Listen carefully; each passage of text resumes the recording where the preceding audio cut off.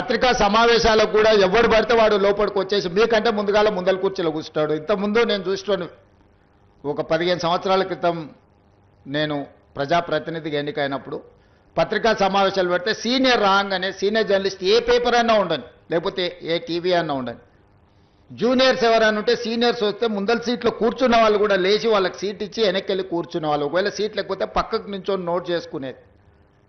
ఒక బాధ్యత, ఒక గౌరవం, ఒక మర్యాద. వాళ్ళ యాజమాన్యాలు ఎవరున్నా జర్నలిస్టుని ఒక గౌరవించుకునే పరిస్థితి ఉండే. ఇప్పుడు ఆ పరిస్థితి పూర్తిగా దెబ్బతిన్నది. వాడు ఖాళీగా ఉంటాడు కాబట్టి 3 గంటల ముందే వచ్చి ముందల కుర్చీలో కూర్చుంటాడు, కాలు మీద కాలు వేసుకొని.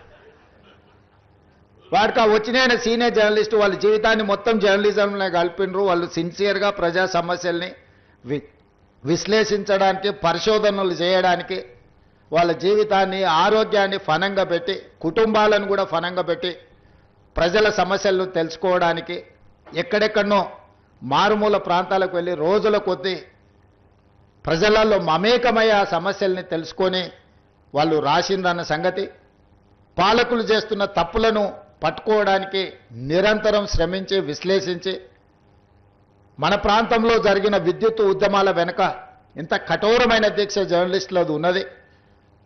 సరళీకృత విధానాలు వచ్చినప్పుడు ఆ సరళీకృత విధానాలు దేశ సంపదను పెట్టుబడిదారులు ఏ విధంగా కొల్లగొడతారని ఆనాడు విశ్లేషించిన జర్నలిస్టులకు ఈరోజు వచ్చినోనికి వాళ్ళ గురించి ఓనమాలు కూడా తెలియని పరిస్థితి. వాళ్ళు వస్తే కనీసం కూర్చోమని చెప్పాల్సిన కనీస మర్యాద పాటించాలన్న ఇంగిత జ్ఞానం కూడా కోల్పోయిన వాళ్ళు ఈరోజు వచ్చి మేము పత్రికా సమావేశాలు పెట్టినప్పుడు ముందల వరుసలు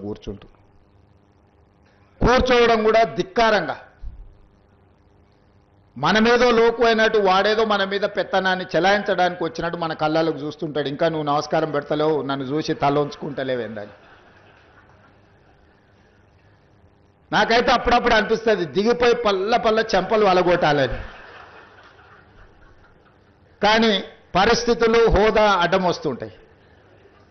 గతంలో జర్నలిస్టులను చూస్తే మర్యాద ఇచ్చి పలకరించి ప్రెస్ మీట్ అయిపోయిన తర్వాత వాళ్ళతో 10 నిమిషాలు మాట్లాడి మేము చెప్పిన దాంట్లో ఏమన్నా లోపాలు ఉన్నాయా, లేకపోతే మేము చెబుతున్న ఉద్దేశం ఇదే అని చేస్తున్నాం. మీరు డిఫరెన్షియేట్ చేయండి, వాళ్ళని వేరుగా కూర్చోబెట్టండి. వాళ్ళు మేము ఒక్కటి కాదని ఒక భావాన్ని ప్రజలకు కల్పించాల్సిన అవసరం ఉంది. ఈరోజు media, social media, digital media, ఎవడు పడితే వాడికి మొత్తం పెన్ను పేపర్ ఇస్తే వాళ్ళు మొత్తం రాయలేడు, ఏబిసిడీలు మొత్తం రాయలేడు. వాడు కూడా నేను జర్నలిస్ట్ అంటాడు.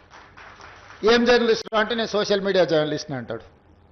వాళ్ళ పేరు పక్కనే జర్నలిస్ట్ అని పెట్టుకుంటాడు. అది మొత్తం వాళ్ళ ఇంటి పేరే అయినట్టు, వాళ్ళ తాతలు ముత్తాతల నుంచి జర్నలిజంలో పుట్టి పెరిగినట్టు జర్నలిస్ట్ ఎల్లయ్య, జర్నలిస్ట్ పుల్లయ్య అని పెట్టుకుంటారు.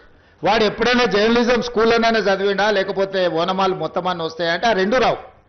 జర్నలిజం అక్షరం ముక్క కూడా ఒకప్పుడు